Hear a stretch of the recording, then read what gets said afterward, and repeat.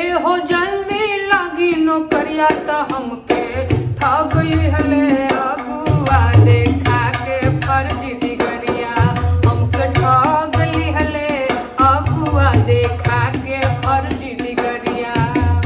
एक दिन पूछने सैया जी से कबले आई लेटरिया राजा कबले ज्वाइनिंग लेटरिया त हमरा मुंह पे फेंके था